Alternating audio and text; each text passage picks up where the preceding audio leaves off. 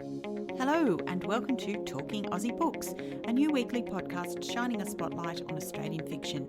My name is Claudine Tinellis. As a writer and avid reader, I love chatting about books. And in this podcast, I'll chat to authors, publishers and readers, giving you, dear listener, insight into what's hot on the Australian fiction scene. So if you're looking for your next book recommendation or just want to know more about Aussie fiction writers, this podcast is for you. Grab yourself a cuppa, sit back and enjoy.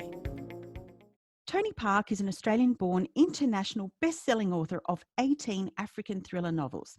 His latest, Last Survivor, was released last month in Australia by Pan Macmillan and has recently hit stores in other parts of the world, including South Africa. Tony has worked as a journalist and spent 34 years in the Australian Army Reserve and in 2002 served some time in Afghanistan. In 1995, a trip to southern Africa with his wife Nicola changed his life. He's been back almost every year since that first trip, and in 1998, on his third trip there, wrote a novel about a fictitious tour of Africa that was to become his first novel, Far Horizons. Since then, Tony has spent half his life in Africa, 6 months in Sydney and the remainder in Africa, where he researches and writes his books, releasing one every year, sometimes two. Not only is Tony a prolific fiction writer, but he's co-authored 6 non-fiction books and also, incredibly, offers media training services to assist people to handle questions from journalists. Last Survivor is the first Tony Park novel I've read, and I can tell you, listeners, it won't be the last. Gritty, pacing and thrilling. I absolutely love this story. And on that note, I'm delighted to welcome Tony to the podcast today. Hi, Tony. Hi, Claudine. Thanks very much for having me on. I really appreciate it. It's my absolute pleasure. Congratulations on the publication of your 18th novel. You must be incredibly pleased with the reception Last Survivor is getting. #1 in South Africa at the moment after only 2 weeks. Yeah, I am. I'm really pleased. You know, South Africa is my other home, so it is kind of nice and affirming to know that I've got readership there. And because I am an Aussie writing books, you know, set mostly in Southern Africa, it's also kind of nice when the locals like them as well. So I'm really pleased. And above that, you know, this is my 18th novel, and this is all I ever wanted to do in life. And I count myself very fortunate that I'm now able to do this and say this is my job. Incredible. So, Tony, what is it about your books do you think appeals to so many readers around the world? I think on one level, the Africa connection is very important. And I had a discussion with another author who writes novels set in Southern Africa, and we're wondering whether we've almost reached a critical mass where we've got our own kind of African thriller crime fiction genre, because there might be enough of us writing these books around the world. I heard Bryce Courtney give a talk many years ago in which he talked about this subject of why books about Africa in particular happen to be popular around the world. And his theory was very deep and existential, that it's because that's where we all came from. That's where the human species originated. We all have this deep within our DNA a connection to Africa. That may or may not be true, but I'm really pleased that there are enough people around the world who I think, and I do think a lot of the interest, or at least what might get people to pick up one of my books, is possibly the setting, possibly that it's in Africa.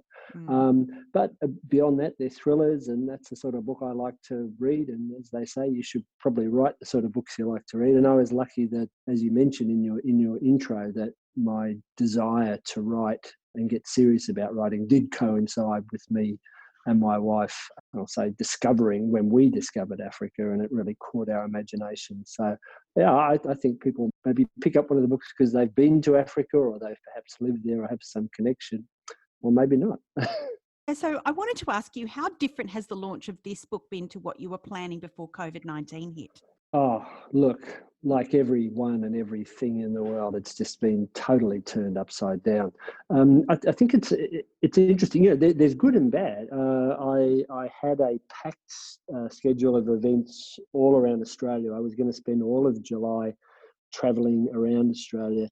In fact, I was booked to visit every state and territory except the Northern Territory. Ironically, probably the only one I could have got into at some stage. And so that all went out the window. Literally, you know, in 30 days, I think I worked it out. I had 40 events. So, you know, it was a really, really packed schedule. And then I had a number of events already planned for South Africa as well, because the book came out about a month later. It came out, Last Survivor came out July 1st in Australia and August 1st in South Africa. And at first I was very disheartened because, all but 3 of my public speaking events, our mutual friend Anna from Anna's shop around the corner in Cronulla, she ran an event, and Lake Macquarie Council ran a couple of events, but it was all gone and I was feeling a bit despondent. But what it did, and I think this is probably lots of businesses, if you want to call us a business, had to change and adapt very quickly. As I started doing more online stuff straight away, I had been meaning literally for years to turn on Facebook Live, something I had never done. and one day I turned it on and started talking, and I found that, there were a lot of my friends and readers around the world who were in exactly the same position as me, stuck at home and not knowing what to do.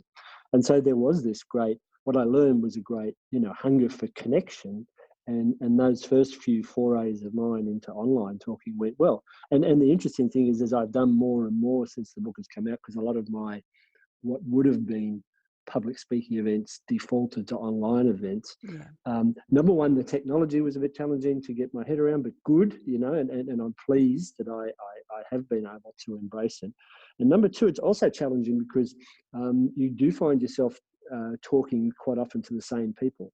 And so it puts the pressure on you as the speaker, as the writer, to try and come up with something new and interesting each time you do an online presentation, because due to the upside of the internet is you could be talking to the same people all the time, your readers or whatever. The downside is they're going to expect you to say something different every time. So it's been really interesting. Well, I think that podcasts like yours were certainly gaining the ascendancy when it comes to books and book reviews already. And I would think and I would hope it certainly strengthened your position. And the other interesting thing, probably the best news for writers around the world, is that I and I think my publishers, quite frankly, have been astounded at sales, because I have been able to visit quite a few bookstores. And they're all telling me the same thing, that apart from some early fears, they've all been going gangbusters, because people are reading like never before.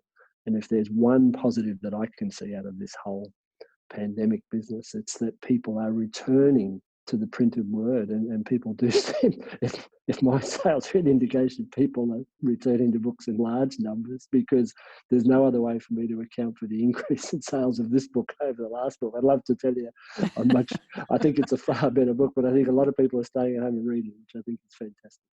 Yeah, an absolute silver lining out of all this.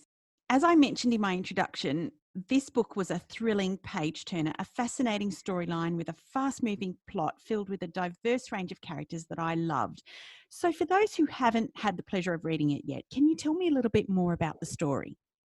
The premise of the book is something a little bit unusual. It's about the illegal and underreported trade in exotic plants around the world, specifically cycads. Now, I write books set in Southern Africa, and I was surprised to learn from a friend of mine who is a mad keen cycad grower, that these plants are, in fact, certain species of South African cycads are the most endangered living organisms on the planet today. And in my previous books, if there's a common thread, it probably reflects my passion for conservation and wildlife. And in the past, being set in Africa, I've written about things such as, rhinos, which are hunted for their horns, and elephants traded for their ivory, and various other endangered species that people, I guess, are pretty familiar with.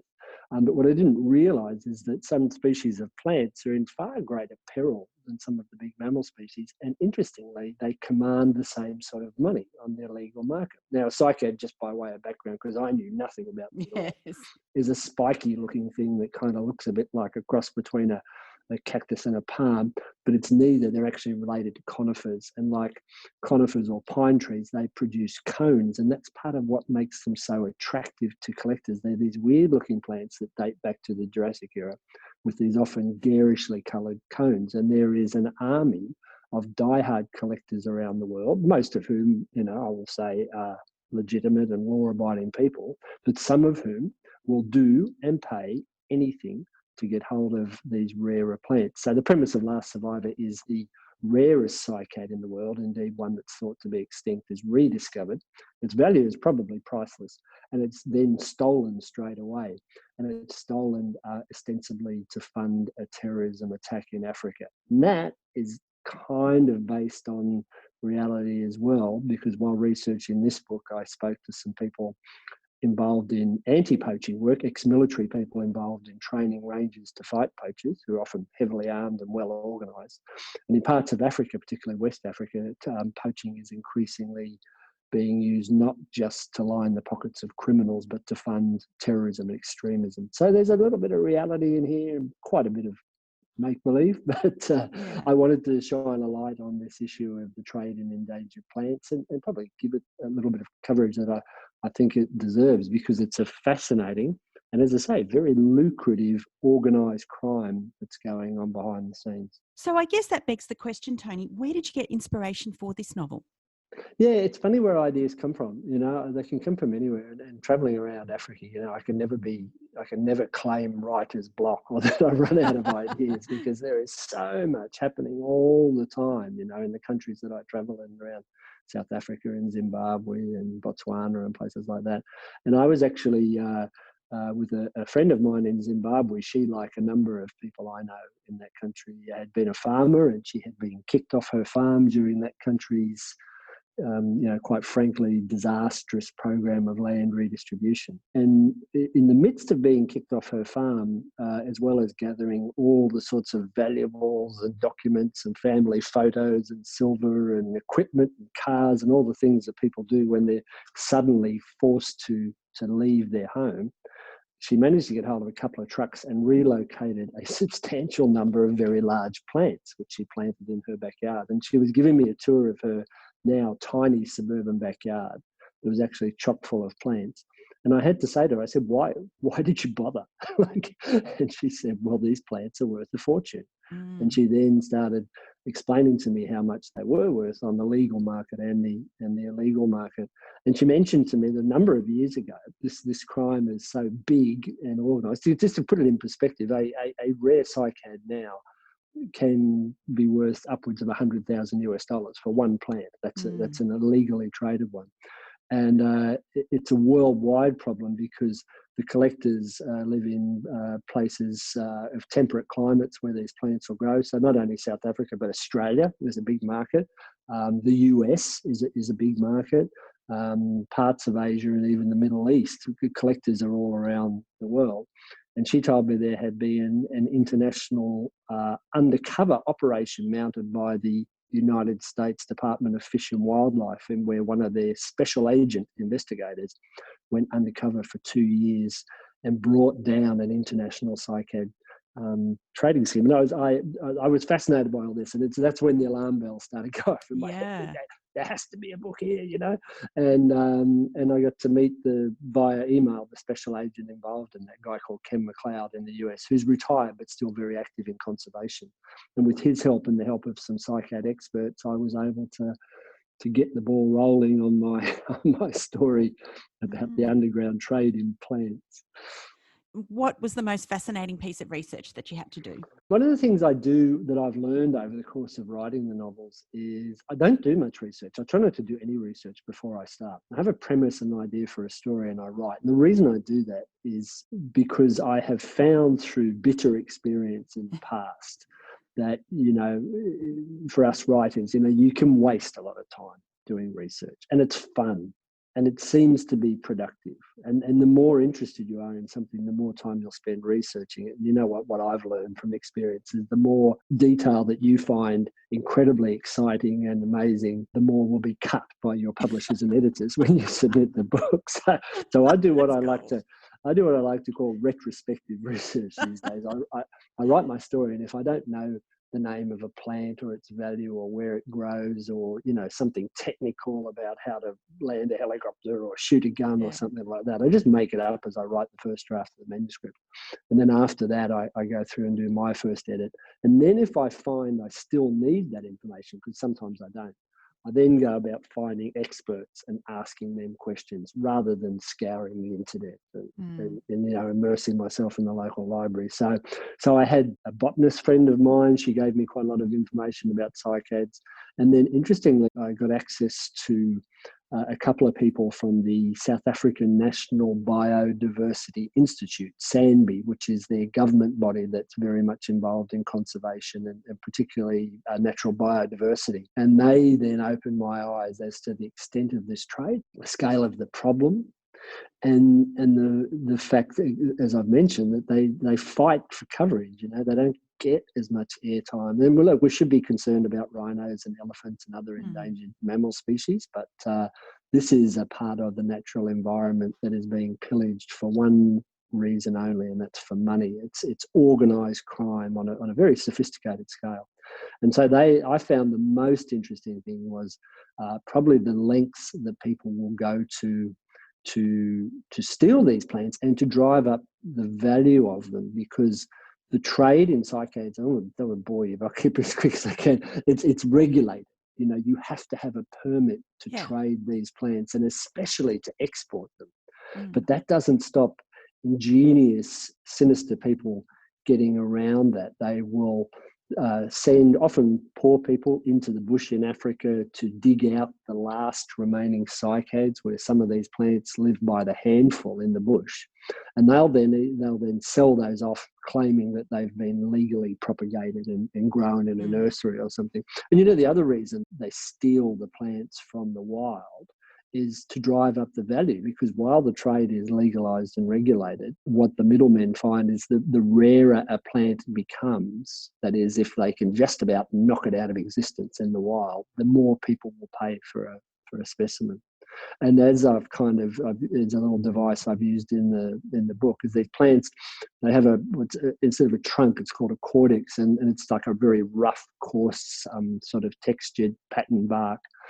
And the other thing that brings these plants undone is they're incredibly hardy. So if you cut all the distinctive leaves and cones and things off a plant, you're basically just left with a knobbly trunk. You can wrap that in plastic and it'll last for months without water. It's very easy then to ship it out of the country. So there's all sorts of technical stuff I found interesting, but the balance in a book as in an interview is not trying to cram too much in there, because people's eyes start to glaze over.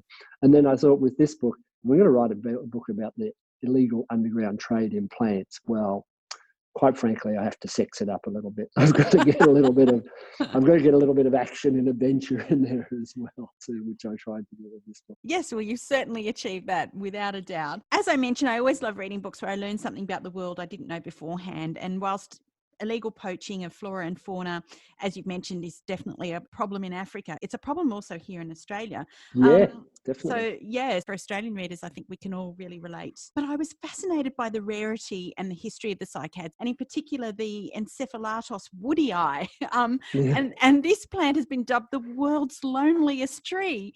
It exists actually in Kew Gardens in London. Did you actually go and visit? I did. I paid him a visit, the poor lonely plant. I say, hey, well done on your pronunciation too. Oh, thank you. I was about a year into the book before I realised it was woodii and not just woody. So yeah, no, the Encephalatus woodii is probably the rarest plant, and it is unfortunately doomed to extinction because there's no more in the wild.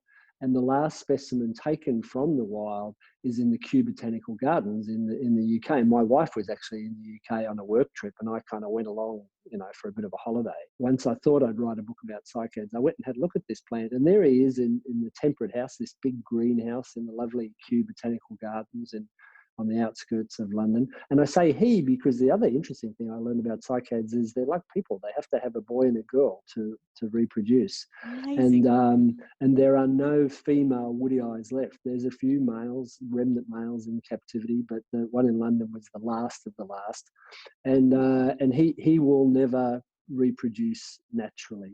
They clone them, I guess is the best way to call it, and there's hybrids of the woodii. So the premise of Last Survivor is that his girlfriend has discovered the long lost female woodii, and that I asked every one of my cycad experts, about 4 of them, I said, what would it be worth? And their answer unanimously was it's priceless. It's impossible to put a value on it. They said someone somewhere in the world would pay anything for it. And I'm like, $20 million, $100 million? They said, anything. Because often the people we're talking about are incredibly wealthy individuals as well. And, when you write something like this, okay, as a novelist, you can make stuff up.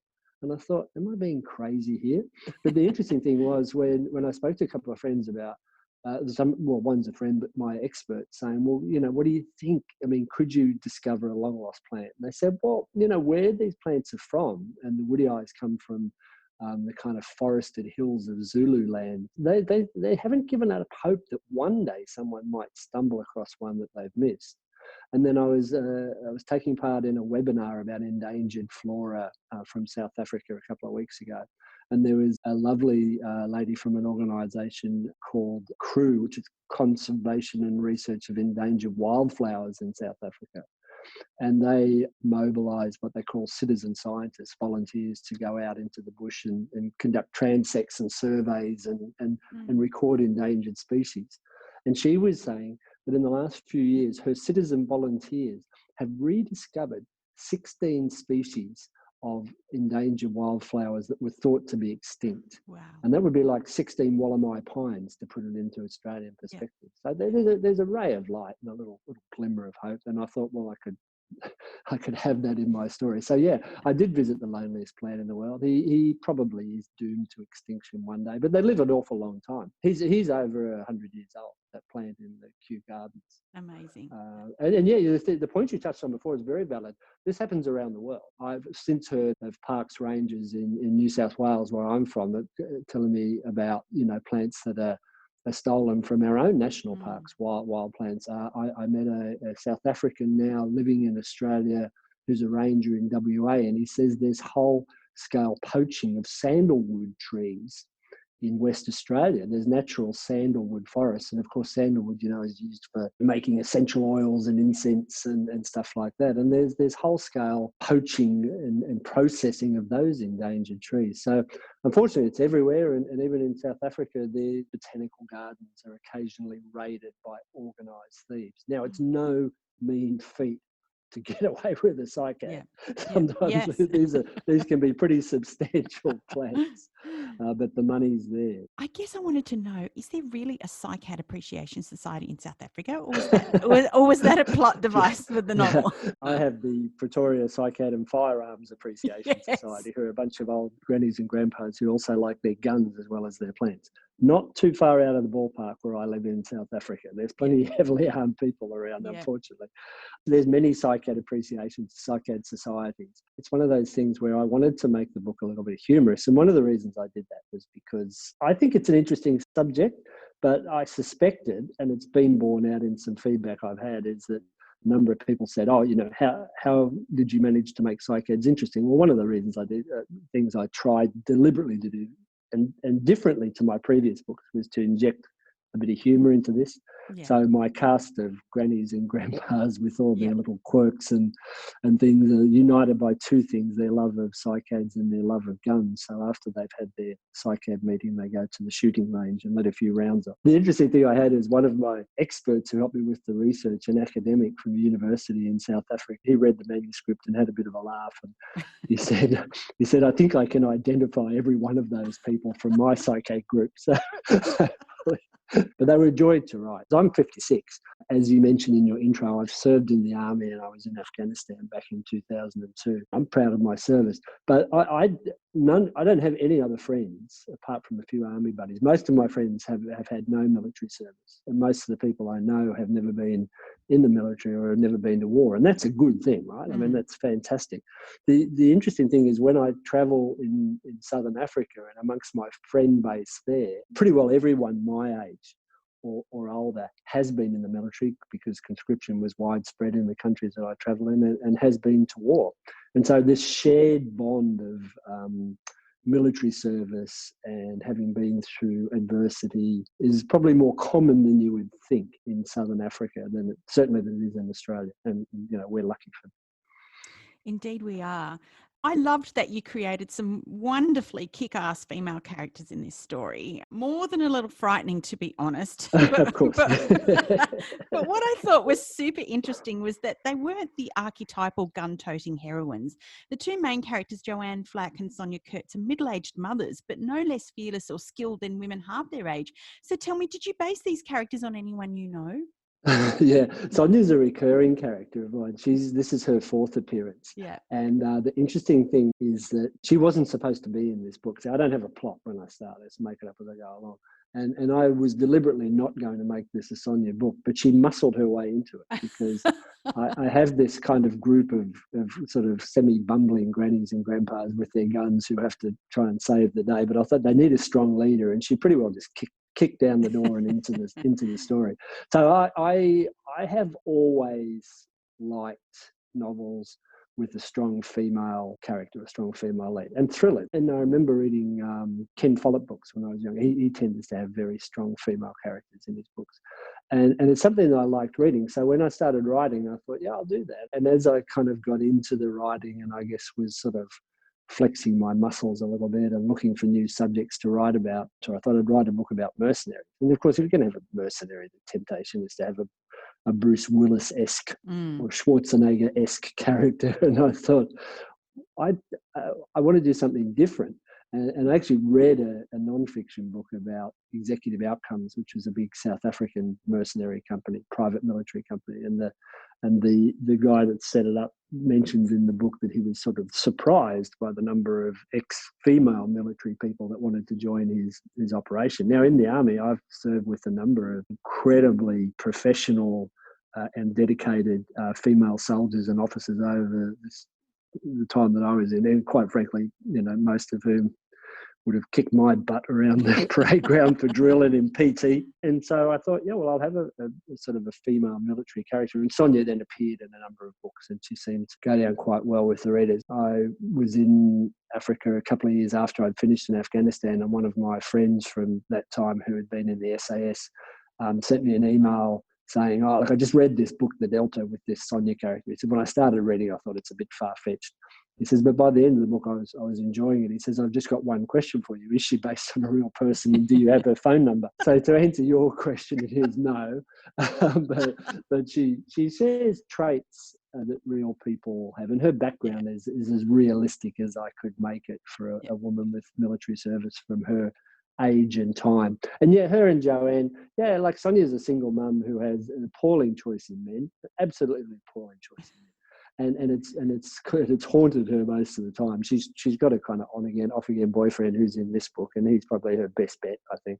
But she's like all of us, she's flawed and she has relationship issues and things, and doesn't do everything right all the time. So you can be an over-functioning kick-ass soldier and still have your private life in a mess. Trust me, I know plenty of those. So on a serious note, you write about what you know and what you learn and what you observe. And on a serious note, as tough and as mean as she is, she's scarred, and I think she's probably got post-traumatic stress disorder, which I've written about on a non-fiction side of things as well, with just re-released another book called War Dogs, which is a book I wrote with a friend of mine about his service in Afghanistan as a dog handler. And we released that back in 2010, and we've just re-released it now because he went on to serve a total of 10 years in Afghanistan as a contractor, as an explosive sniffer dog handler, as if that's not stressful enough. But because he was a private military contractor, as they call them, there was no limit on the amount of service he could do. And so he spent 10 years there, and not surprisingly came out of it with post-traumatic stress disorder. And we've covered that in the book that we've just done there. So I think even in a funny shoot-'em-up action type thriller book, part of making a character realistic is also giving them that human side. Yeah, most definitely. Tony, your affection and love of the African landscape shines through your writing. What is it, do you think, about Africa that draws you back time and time again? Yeah, it's a very good question. When my wife and I first travelled in 1995, I was wholly and solely unprepared for that trip. Nicola, my wife, had done all of the planning and research and booking, and I was just along for the ride. I was just another place to go, another box to tick. Yeah. But we were both blown away. And I think me, because I had no idea of what was in store for me, I think it was a mix of things, you know. It's probably what keeps us going, is what drew us in the first place. The wildlife was a big attraction. I mean, right? We went on a safari holiday, and that was huge. The landscape was incredible, and the sheer unpredictability of the type of traveling we were doing, where we had no idea what we were doing, no idea where we were going from day to day, and no idea of the most amazing experiences that we were going to have. You know, when an elephant comes charging down the road towards you and you try to find reverse in your rental car, it's quite scary. You know? You get lions around your tent at night, you don't know what to do. And so it's a wonder we survived, to be quite honest. There was an excitement, there was adrenaline, there was unpredictability to it. And I didn't know it, but these things were kind of feeding into my writing, or my desire to write. This notion that you didn't have to have a plan for everything. You could have a holiday, or you could write a book without knowing what you were going to do tomorrow. They were all kind of coming together at the same time.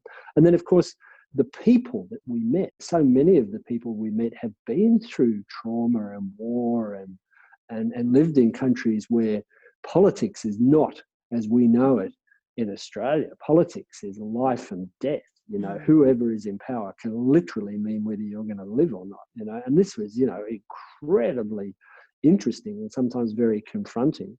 And again, for someone who was at a point in his life where I was getting serious about writing, it all came together. And I think all those things are still as valid today as they were 24 years ago. So we love the wildlife. We've got so many friends. Everybody in that continent has a story. And the story is not, I went to school, I worked, I retired, I travelled. You know, the stories are much more intricate, not to put down what happens in Australia. But so I think it's all those things that keep us hooked and keep us going back. And, you know, the other thing is there's probably a lot more in common between the countries where we live and travel, Southern Africa and Australia, than it's different. You know, there's a love of the outdoors. There's a love of an appreciation of the environment. People like to have a good time. We have many great friends who help us along the way. So yeah, all of that I think is what keeps us going back. And I would recommend a trip to Africa to anyone, and especially Zimbabwe, where my wife and I are now part owners of the Safari Lodge. Just sneak that in.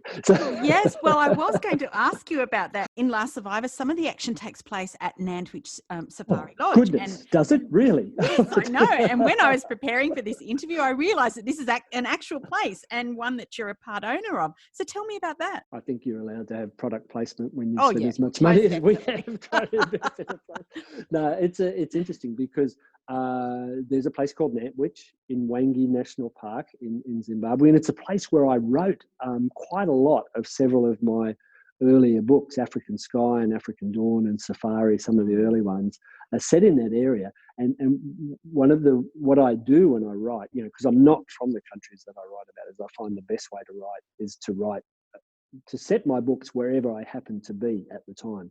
And we spent a lot of time in Zimbabwe over the years, and particularly when I came back from Afghanistan, and I guess I was, you know, eager to spend as much time away from it all as possible. There was this little national parks camp called Nantwich, tucked away in the northwest corner of Wangi National Park, in the absolute middle of nowhere. It's probably the quietest spot, people-wise, of the quietest national park in Africa. If you want to get away from the maddening crowd, that's the place to go. And in these little self-catering bungalows that we could rent for not very much money, we would spend weeks, sometimes almost months at a time, and I would write. And it was just, as I said, 3 bungalows overlooking a dam, a water hole where the animals came to drink. So you didn't have to drive. You didn't even have to go on safari looking for animals. And we had a constant parade of elephants and lions and buffaloes and giraffes and zebras and all sorts of things coming and going. And it was all played out in front of us. I mean, the first time we saw lions make a kill of a buffalo was at lunchtime from our veranda, you know. And so here was all this drama going on, and in the background were these fearless national parks rangers, you know, literally dressed in rags, sometimes a pair of old footy shorts and a t-shirt, and if they were lucky, a pair of sandals, going out into the bush with their AK-47s, looking for poachers, you know, trying to protect their wildlife. And it was all being played out in front of us. And we said, you know, if we could ever we would joke and say, if you could ever live anywhere in Africa or buy something in Africa, it would be this place. It was like paradise. And unfortunately, its plight reflected that of the country as the economy went into free fall and the politics of the country just turned into, a complete disaster. The national park became less and less sustainable. There were fewer visitors, which ended up being closed down. It wasn't sustainable anymore. A bushfire went through and destroyed it. Pretty well everything that could go wrong went wrong. A couple of years ago, a friend of mine picked up a lease on it from Zimbabwe National Parks, just as tourism was starting to turn again and pick up again. And he went looking for investors, and I'd actually suggested the place to him. And so we and some other friends became co-investors, and we bankrolled the rebuilding of this camp as a luxury safari lodge. And it was all due to open in April this year. So after a very long and torturous process of building it and getting it up and running again, this was going to be our first big year. But it will be open next year. It's a place of, it sounds corny, but of inspiration, because for a writer, I'm actually taking Fleur MacDonald, and I are going to take a great Australian author, Fleur MacDonald, and I are going to take a group of aspiring writers, hopefully next year, to do a writer's retreat at Nantwich, because it's got it all. It's solitude, it's peace, it's a beautiful location, and masses of inspiration for writing. So a few of my earlier books are set in Zimbabwe and set in that area. So it's a place very near and dear to our heart. That sounds wonderful. So if anyone wanted to learn more about that, they could just go onto your website? Yeah, please just go to my website. There's a tab there called My Africa, which has some info about the lodge. And please feel free just to email me through the website if you are interested in the writer's retreat or just going for a holiday. Let me tell you, there'll be some good deals at the moment. Oh, I bet. Oh, that sounds absolutely wonderful. Tony, before you published your first novel in 2004, had you always wanted to be a writer? From my earliest memories as a kid, no joke, whenever any grown-up would say to me, what do you want to do when you grow up? Well, I said, well, I want to write a book. My mum got me reading at a very early age, and I don't have kids. My wife and I don't have kids, but I do believe that the best gift anyone can give a child or a grandchild is a love of reading. And my mum is a huge reader, always has been. And she got me hooked very early on with Biggles books. I don't know if anyone remembers those, but they're about a First World War fighter race. They're terribly un-PC these days. But so I think I grew up, I actually wanted to be a slashy. I wanted to be a novelist / fighter pilot. But as soon as I went to school, I worked that I couldn't do maths or science, which were prerequisites for joining the Air Force. So I think I was going to be an infantryman / novelist, which is what I ended up. Yeah. So I love reading. And as I said, my mum was a huge reader and encouraged my love of books and my early attempts at writing when I was a little boy as well. It was all I ever wanted to do in life. I wanted to know, what tips would you offer to any aspiring writers out there who might be listening? I know the realities of how hard it is, and particularly how hard it is to get started. And if I could have my time over again, I don't know if I'd probably start earlier. But see, the two biggest obstacles I found to writing were time and place. Having enough time to think and to write in amongst your day job or looking after kids, or even if you're retired, or your various activities. And you've got to be able to make time. It sounds easy, but it's true. I left a job. I used to try and write early in the morning and late afternoon, after work, before work and after work, and I couldn't do it. I couldn't have enough time to think and to write. And with the support of my wife, I left work in my late 30s, to try and write a book. And I wrote a book and I failed. And then I went back to work. But I then had another go after our third trip to Africa, as you mentioned, because I knew it was something I had to do. So I made time. With the support of my wife, you have to make the time, however you're going to go about doing that, whatever that means. If it's something you want to do, you've got to do it. And the place was interesting. I think, there are some good adages, and that's right about what you know. The first book I wrote set in the outback of Australia, because I thought people overseas would want to buy a book set in the outback. And that's a classic mistake. That is one of the worst things you could possibly do. So you've got to write about something you're passionate about. Yeah. And don't write because you think it's a ticket to fame and fortune, right? It's not.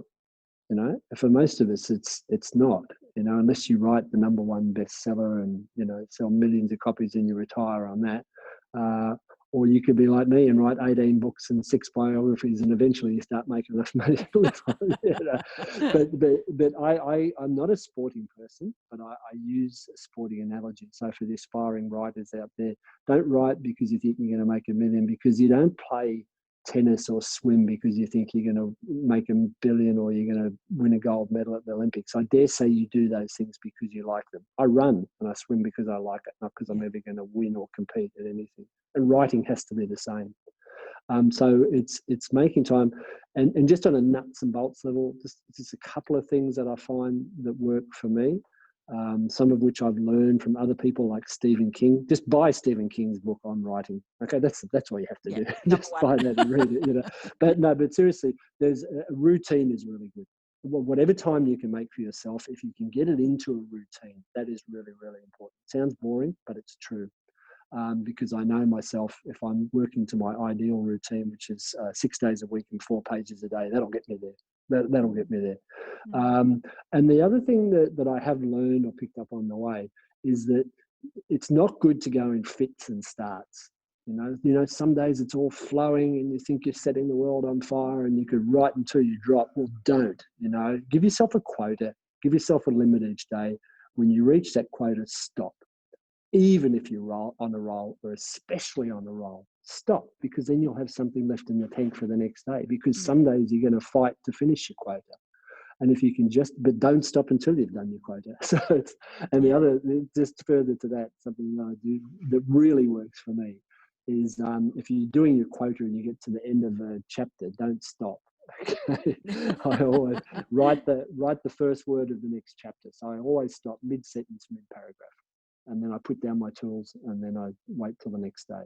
So yeah, that's a couple of little things that I've found that work for me. That's fantastic. Really wonderful advice. Thanks for that. Tony, if listeners wanted to find out more about you and your books, where could they do that?